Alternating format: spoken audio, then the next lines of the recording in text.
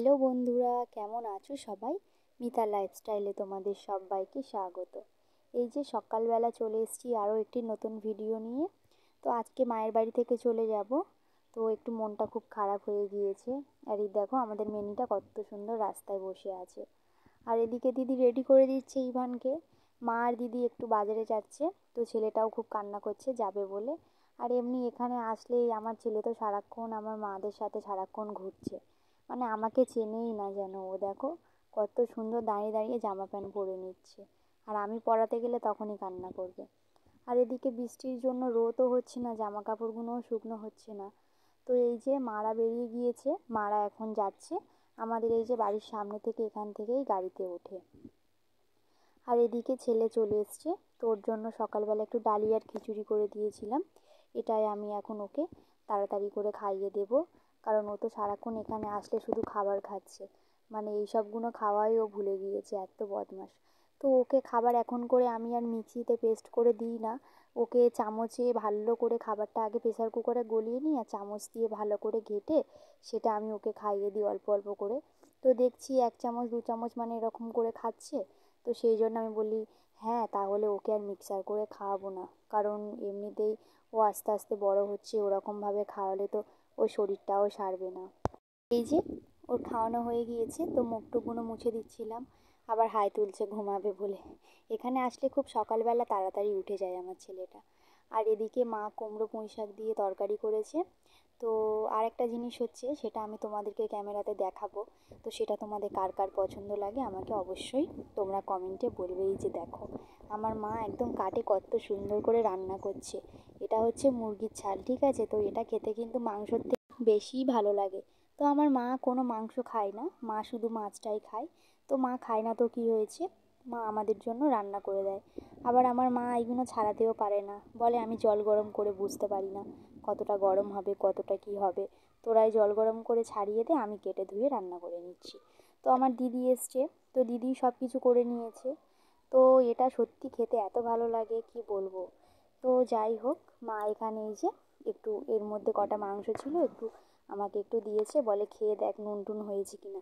আমি তো খাই না, তো সেই জন্য আমি বুঝতে পারবো না, তুই খেয়ে দেখ। আর এই দেখো আমার ছেলেটা এখানে হাত দিয়ে খাচ্ছে, কিন্তু ওই একটুও খেতে পারবে না, ঝালেতে লাস্টে কান্না করবে। এখানে এই যে মা তরকারিতে জলটা দিয়ে দিয়েছে, তো তরকারির উপরে দেখো কত তেল উঠেছে, আর কাঠের জালে রান্না, এত সুন্দর টেস্ট হয় কি বলবো। এদিকে বাবা জল টল নিয়ে রেডি হয়ে গিয়েছে, দুপুরের খাওয়া দাওয়াটা এবার হবে। ছেলেটাকে এদিকে স্নান করে আমি আগে খাইয়ে দিয়েছিলাম, কারণ ও তো ঘুমিয়ে পড়বে, দুপুর হয়ে গিয়েছে। আর এদিকে এই যে দেখো বন্ধুরা, তরকারির কালারটা কত সুন্দর লাগছে। তো এদিকে খাওয়া দাওয়ার পরে দুপুরবেলা বৃষ্টি চলে এসছে, তো আমরা তাড়াতাড়ি বেরিয়ে যাব, ট্রেনে করেই যাব। এসেছিলাম ট্রেনে করে, দিদি নিয়ে এসেছিলো। তো দিদি বলছে যে আমি গিয়ে দিয়ে আসবো, আমি ফ্রি আছি। তো আমি বললাম ঠিক আছে চলো, আর আমার বড়দিও ওখানে কাজ করে, তো দিদি ওখান থেকে আমাকে নিয়ে চলে যাবে, দিদি শুধু স্টেশনে গিয়ে ছেড়ে দিয়ে আসবে। তো এদিকে বৃষ্টিটা কখন যে থামবে, অনেকক্ষণই বৃষ্টিটা হচ্ছে। বর্ষাকালে তো বলা যায় না, হুট করে বৃষ্টি চলে আসে, আবার হুট করে মানে রোদ, কখন কি হচ্ছে বলাই যায় না। আগে ছোটোবেলায় বৃষ্টি পড়লে কেউ যদি একবার ডাকতো, দৌড়ে চলে যেতাম বৃষ্টিতে ভিজতে। তো সত্যি সেই সব দিনকার কথা খুবই মনে পড়ে, এখন আর বৃষ্টিতে ভেজা হয় না। তো যাই হোক, বৃষ্টিটা একটু থেমেছে, রেডি হয়ে বেরিয়ে গিয়েছি। তো এখানে দেখো সবাই আগিয়ে দিতে এসছে মোড়ের মাথায়। যাই হোক, ছেলেটা ছিল, খেলা করছিল কদিন, তো সবাইরই খুব মন খারাপ হয়ে যাচ্ছে। এদিকে পিসিমা কাকিমা সবাই দাঁড়িয়ে আছে। তো আমরা এই যে বেরিয়ে গিয়েছি এখন, বাড়ির পাশ থেকে রাস্তা দিয়েই যাচ্ছি। তো দুধারে দেখতে পাচ্ছ একদম সবুজ গাছপালা। আমাদের এখানে কিন্তু, আমি তো তোমাদেরকে আগেই বলেছি যে আমাদের এখানে গ্রাম, শুধু রাস্তাঘাটগুলো সুন্দর করে তৈরি করা। তো দিদি আমরা এখানে গাড়িতে উঠে গিয়েছি, অটোতে উঠে গিয়েছি। আর এই যে স্টেশনে আমার বড়দি আমাদের আগেই পৌঁছে গিয়েছে। দিদি এখানে কাজ করে কামালগাছি স্কুলে। তো ভালো স্কুল, ওটা ইংলিশ মিডিয়াম, আমাদের কলকাতার নয়, ওটা নর্থ বেঙ্গলি, মানে আমাদের দিল্লি বোর্ডের স্কুল। তো যাই হোক, এখানে দেখো ডায়মন্ড ট্রেন দাঁড়িয়ে আছে। তো এবারে আমরা এই ট্রেনটা চলে গেলে তারপরের ট্রেনটায় উঠে যাব। তো মেজদি আমাদেরকে ছেড়ে দিয়ে দিদি বাড়িতে চলে যাবে, দিদি বড়দির সাথে একটু কথা বলে নিচ্ছে।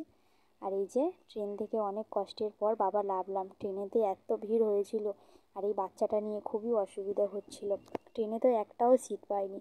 একটু বাচ্চা নিয়ে আছে, কেউ একটু বসতে দেবে না, সে দাঁড়িয়ে দাঁড়িয়ে একদম পা ব্যথা হয়ে গিয়েছে। এই যে বাড়ি যাওয়ার পথে এখানে একটা খুব ভালো ঘুগনি বিক্রি হয়, তো একটু ঘুগনি খেয়ে নিচ্ছি। তো বন্ধুরা, আমার ব্লগটা ভালো লাগলে অবশ্যই আমাকে লাইক, কমেন্ট আর শেয়ার করবে, আর আমার এই চ্যানেলটার পাশে থাকবে। তোমরা যদি পাশে না থাকো আমি এক পাও এগোতে পারবো না।